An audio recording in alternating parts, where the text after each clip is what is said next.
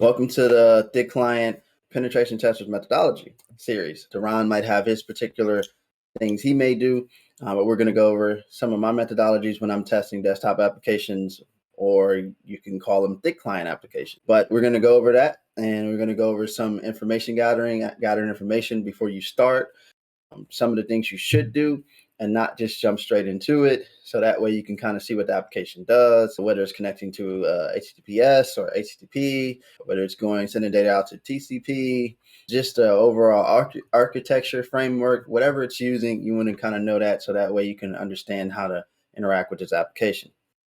So the application we're going to be testing today is the Damn Vulnerable Thick Client application, and it is in C#. You won't be using as many tools for this, but there are some tools that'll make your life easier, unless you want to go write your own, which we already talked about. Why write your own when you already have something that you can actually use, right? I'm going to write my own ping. Come on. We learned that last Right. time. Right. So there's no point of doing that. So let's pull up the application. By the way, if you guys want to play with this application, I'm sure thousands of people played with this application before, but if you do want to play with it, we'll have the link in the description so you can actually go download it and play with it and set it up. We will not be going up on how to set it up, so you can follow that information. There's a lot of information out there on setting up the DVTA. This is kind of what it looks like. The next portion we'll log in, but we're actually going to just see what's going on with it, right? So let's get an idea of what it's using, what it's built in, what framework it's using. So go back to it, drag it into Detected Easy. Boom, and it gives us the library and linker. So here it's using .NET, as we can see, and the version, which is 4.0.3, and so on. And then we have our Microsoft linker. Now, we also have other options in here that we can use, strings and hash and stuff like that, but we're just going to use it for understanding what the framework is. So real quickly, go ahead. What are some of the scenarios where you would use hash? If you wanted to know whether the application is a valid application or not, that's normally when I would use the hash. There may be other ways you may use it, but normally when I'm going to use the hash, I'm going to verify that the application is a valid application, and maybe not an application that somebody modified. So I can also check whether it's modified, been modified, or check whether the hash, and compare it from the hash that I downloaded the application from to the hash that it's showing me. Right. So if you didn't quite follow what he's talking about, what he's saying is, let's say we want to verify the integrity of some file or executable to say this is in fact the one that was given to me. Checking that hash is a phenomenal way of making sure that it hasn't been tampered with, someone didn't swap it out on you, or anything of that nature. It is also used so you can go through and set up a scanner. If we were doing something like FTK or autopsy, for example, you can search based on that hash. So you can actually create that hash lookup and a hash watch list that your digital forensic software would keep an eye out for and then notify you when it sees it. If you don't necessarily know the contents, but you know the file hash, that's a good way of doing it. Or if you put in all the hashes for various malware, that's another way that you can do it. So this Yeah, is useful for different functionality, different cybersecurity purposes, and it's just nice to see that and discuss it. And you do notice, as we see here, he can go through and see the hash for exactly different methodology or different hashing algorithms, but you can also see what the ensuing header hashes happen to be and all that good stuff. So yep. So definitely, it's very useful, especially if you're blue team. We use it a lot, especially when we're going to do file integrities, or just verifying integrity and see if anything was modified. So that was something that I had to do constantly. And it's also, you'll see it used when you're using something like VirusTotal. They hash their files, and you can actually search on those hashes and see if it actually been scanned or been found to have any backdoors or viruses. So yeah, it's very useful. So moving along, we're going to use this for now, just for seeing what framework it actually uses.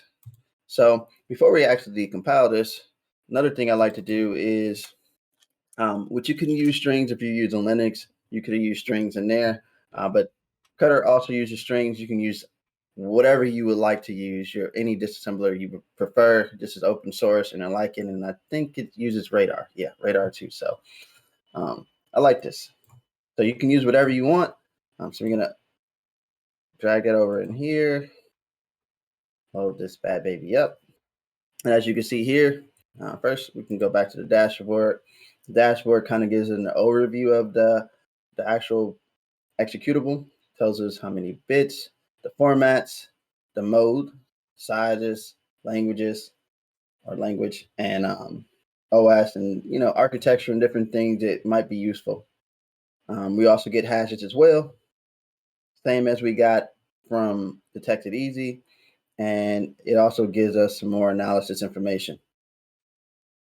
So we have the options over here. We have all of the function calls, as we were talking about in previous episodes, that if you learn how to code and get the foundation, you can understand and translate this stuff in a disassembler. So these are all the function calls that would be called in your application. We make your own functions and call them to do whatever you want them to do, or methods in other languages. So also here we have strings. We have import, search, disassembler or disassembly. We have a graph, just like you would have at IDA, hex dump, and decompiler. In this particular instance, it's not going to decompile it because we don't have a plugin to decompile C# here, but we do have other tools. So right now we're going to use string, and we're just going to look at the application and kind of gauge and see what we can find. Right? You can do this with any tool. You can do this with strings and Linux, and you also can download strings.exe for Windows. So if we go through here quickly, you can also search for things if you would like in the quick filter. So if we search for passwords, for instance, we'll get a list of strings that we may find in the application. In this case, it didn't give us what we were looking for, maybe the username and password. So we can keep going down, looking through the application, see if we can find anything juicy. And here we found, evidently must use FTP. So that's going to be useful when we actually go and log into the application. We see that the user might be admin, and this must look like the password. This is very juicy. Not very secure either. No, it's also very obvious. Yeah. And then an admin file, .csv. So I wonder what that may be. And it looks like it's using SQL Express. Some other files that it calls that may be stored.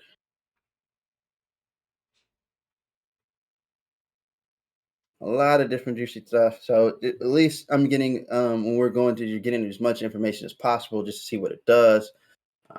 And you can literally go through strings and find some of these things out. So that's kind of what I would normally use it for, but I don't need to go to the disassembler in this particular point. So I'm just going to decompile it because we know it's C#.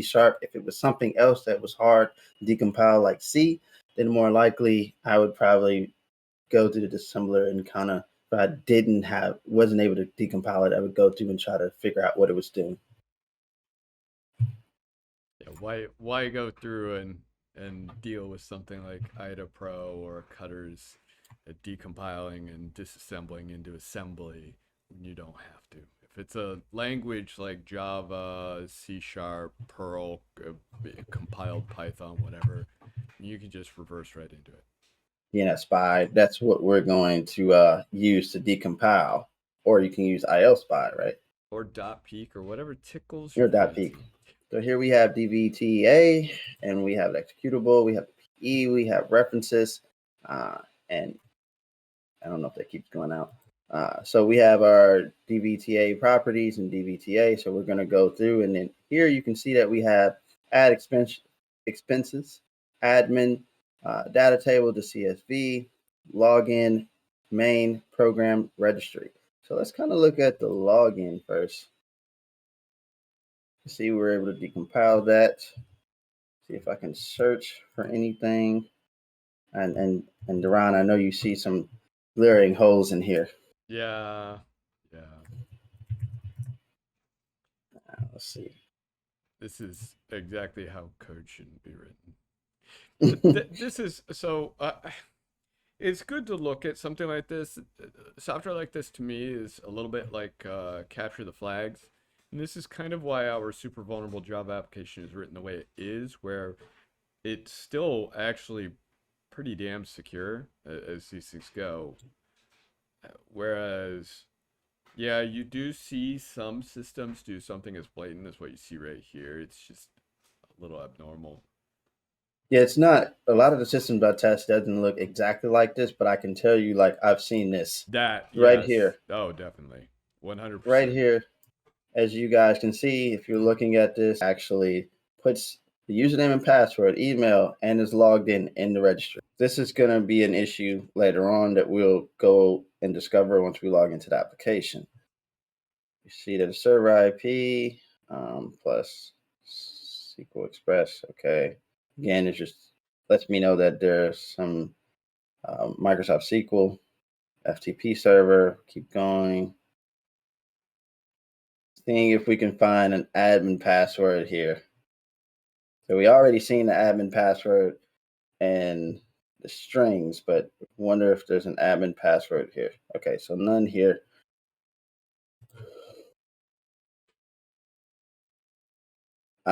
So looky here. So we're in here. We see an FTP. It looks like it's gonna have the FTP server, and it looks like it has the FTP server username and password. And it looks like it downloads admin.csv. Is that right? That's what it looks like. Whatever that path to download is. Yep. So, very interesting. So we have some hard-coded credentials stored here, which is common for DIG clients or desktop applications that I've seen. I don't know about you, Duran, but I kind of see this a lot. It shouldn't be done, but they seem to do that, or they'll store it in the file, which we're going to look at. They'll store it in a configuration file. Yes, in plain text, not even encrypted. Yeah. So that must have been that password and not for admins. So that was that. Let's see. Function. Okay.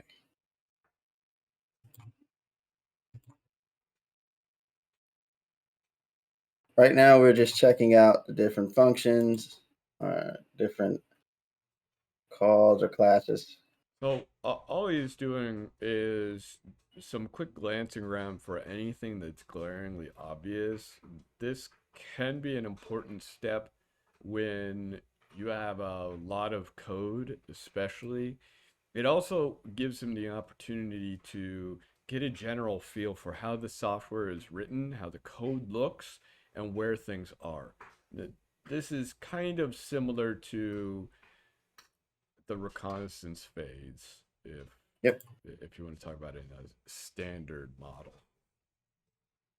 Yeah, I like to normally do some recon, gather some information that I can take down, and my notes or your whatever you like to document. I like Notion, so I like to take down information so I can go back, maybe look at it, but also I take down this because it is vulnerability, and we do, or I wouldn't say vulnerability per se, but it's more of a security issue. So we do document that. So I just kind of like to go through and look and see if I can find the easy stuff, which normally that's the easy stuff. Well, and I think add to that, by doing this, it gives you the chance to see where they have more complex code structure. And that's where you can then start your focus, because a lot of people say, oh, well, I don't even know where to start when I look at code. And the answer is, after you've done it a while, it becomes real obvious in many cases just glancing through code where a lot of the trouble is probably going to be. But when you're learning, if you focus especially on segments, focus obviously on any globals or class level data, and then from there, variables, constants, things of that nature. From there, look for any complex code structures. So Yep. you're seeing a lot of nested code and for loops and some crazy wonky stuff. That's probably a good place to start looking. Yep. Also, we're going to take a look at, I like to take a look at the DOL. Normally, you can decompile those too. And here we have a database access. It's decompiled. So let's see if it stores any data in there. And as you can see, we have the decrypt password. So it stores that in the configuration manager.app settings, which is probably going to be stored in the configuration file. So it's going to store the database password, the AES key, IV, all that, and then it's going to convert that to base 64 string. Yeah, so they're pulling all of that from the configuration. One of the real nice benefits here is once you find the method or methods involved in decryption, then you, if you have the encrypted configuration file or encrypted network traffic or whatever it happens to be, can use that to then decrypt whatever is stored. So it becomes a moot point to a large degree to encrypt your configuration files, at least if you have it this easy and blatantly obvious. So we have here open connection. So they're also pulling from the configuration file, but they also have the connection string here. So it might be interesting to look back on. You might find some connection string injection, but this connection string might also be stored somewhere. And obviously, they're going to have some SQL injection. Yeah, so log particular. injection. Yeah, that too. Oh, look at that. Yeah. Yeah, they've got It's the pretty connection bad string practice. injection up above, so it's not a shock that they have the, as a result, actual SQL, standard SQL injection for the credentials. Usually, if you screw up on one, you probably are screwing up on the other. Yep. And this is bad practice. But again, it's common. Vulnerable application, and it's common. I've seen this a lot. So you're going to see that a lot when you're doing that, which is why I normally like to go through and read the code and look at the code and see, like you said, the complex structures, how they're doing things, and you can get an idea of how they're doing it and how bad it may be. Right, and glance through and see if you see any calls to remote resources like this. Those are always a great place to look. And Mm-hmm. there's a lot to it. I guess there is a little bit of an art, but it definitely, if you've done it even a little bit, becomes very easy to comb through 300,000 lines of code. Oh, Ridiculously yeah. easy. And find vulnerabilities. Because remember, our key isn't to find every instance, it's to show the general flavor, and then it's also to find different examples of a given vulnerability, or maybe just an example. Like, yeah, in a report, I would not put down every single one of those incidents of No, SQL injection. That's a waste of everyone's time. definitely. I mean, you would kind of just put it. It's the root cause, Mm-hmm. and you know, they can pretty much go through each one and figure out in there because they know their application better Right. than we do, right? So they can go through and figure out all of the issues that they have Right. in areas. So, Right. and this whole thing right here is it's bad. Yeah. So that's normally what I would do. I would go through, look at the code first, get some easy pointers here, so that way I can actually see where things are being stored, what are being called, what are being grabbed, if they're stored in registry, or are they stored in a configuration, are they pulling from a configuration file, or what What database are they connecting? Do they have that information in there? Maybe they might have a password by accident. Maybe they're pulling it from a configuration file. Maybe that may be stored there. Maybe they have a direct connection. Maybe there's some SQL injection as we see here. There are no parameterizations here. So I Or like to they're try to see. inlining the parameterization. That's Yep. another thing people will do. They will parameterize a query and then inline it, which defeats the point of parameterizing the query. Right. Right. So right here, we found a lot of different issues here. So as we go through the application, you're going to be able to see it. But in the code, you can visualize it and see that there's going to probably be connection string injection. There's going to be SQL injection. So just once we go through and actually interact with the application, we already know there's some issues there. So by doing your reconnaissance and information gathering ahead of time, you kind of already spotted issues that you're going to see as you go into application, Right. walk through the application. So it makes Right. it a lot easier. Yeah. Yeah. You definitely walk away knowing where the general problem children are and where you should focus your efforts. Yep. All right. So we looked at that. So let's see if there's a configuration file here.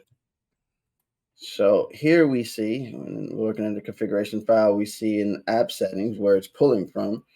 We have the database server.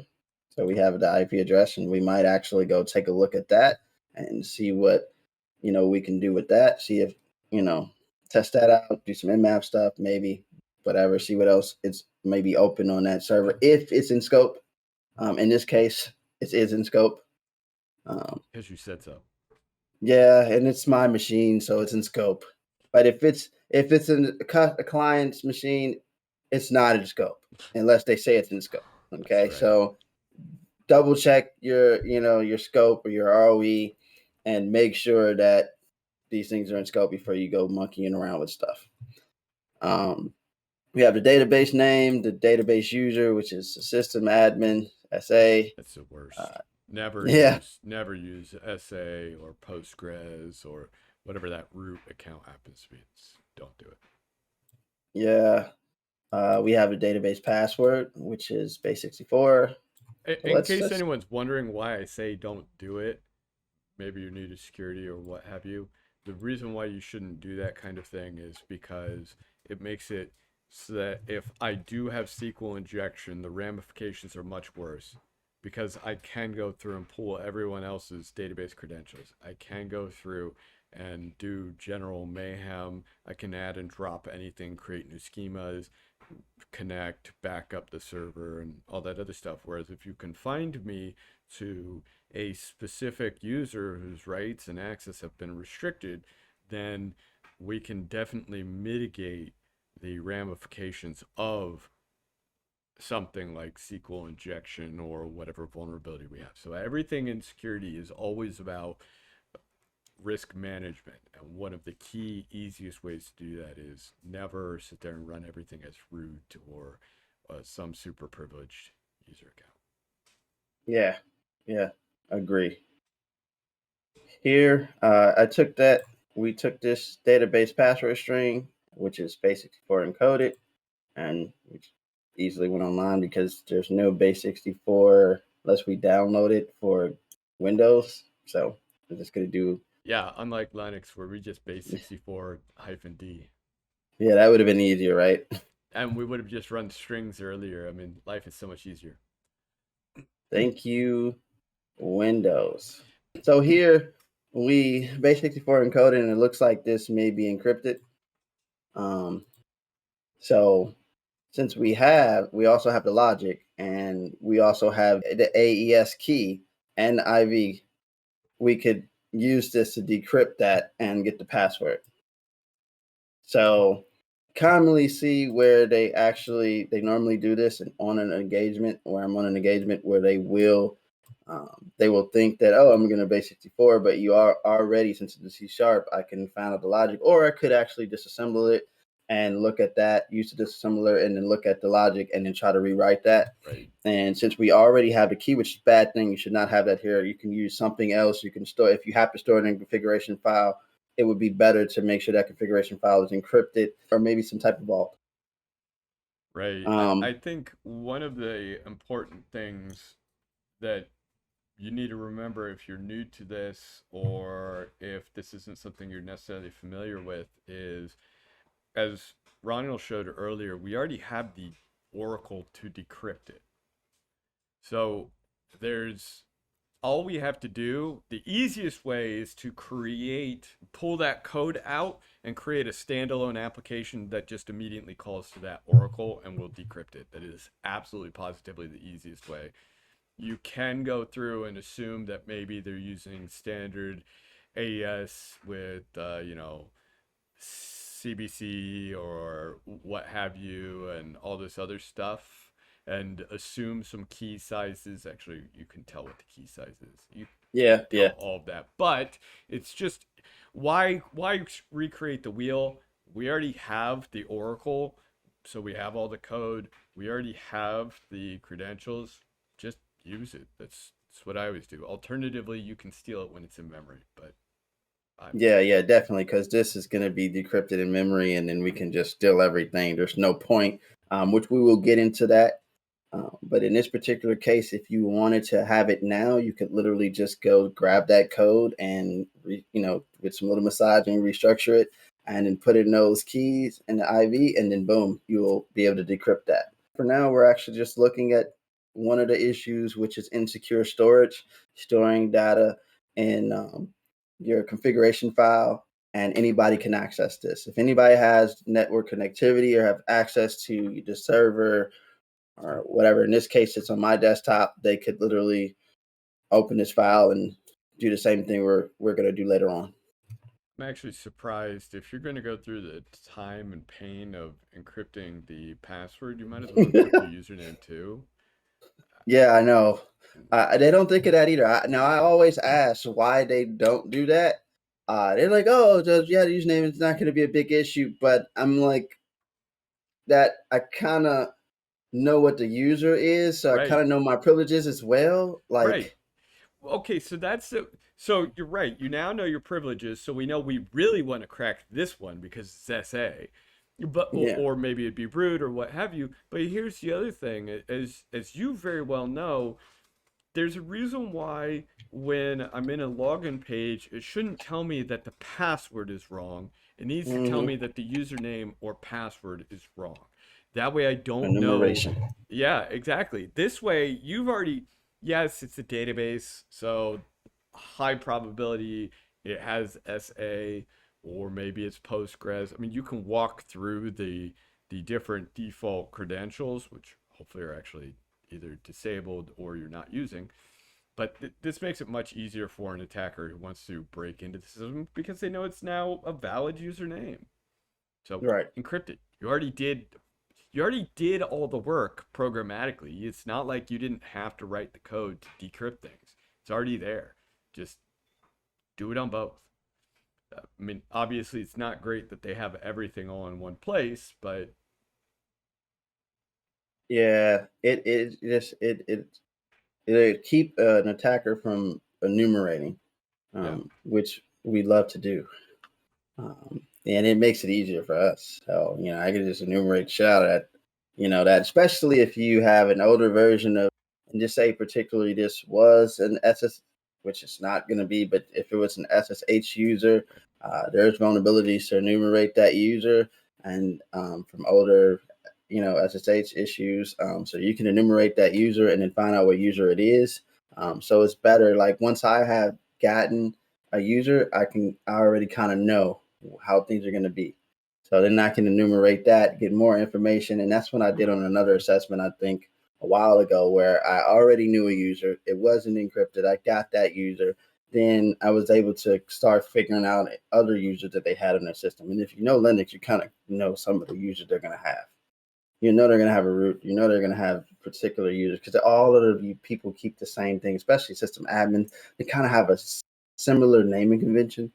yeah. So you kind of can guess those things. So it's really, you don't want to make it obvious. It gets worse when you talk cloud too, because now you You, have, let's say it's AWS, EC2 user.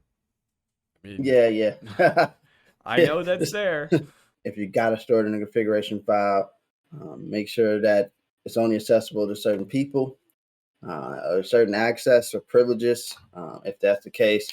Last thing is, as we see the FTP server, and we will get to that. Of course, it seems like the SQL server is also stored on the where the FTP server is stored. So it's going to be interesting. Well, that's all. That's all we have for today. This is the information gathering portion.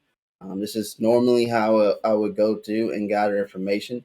On the next episode, we're going to go in more in depth. We're going to actually log in as the user, which is probably going to be admin, and then we're going to watch and see where the data goes to, like, maybe Wireshark, and see whether we can gather information from the FTP server, and then look at the data stored in the registry. So we'll take a look at some other things that I would normally go through on an assessment. Other than that, thank you guys for watching the Thick Client Penetration Tester methodology. And if you like this content, please like, comment, and subscribe. And there will be other series coming soon.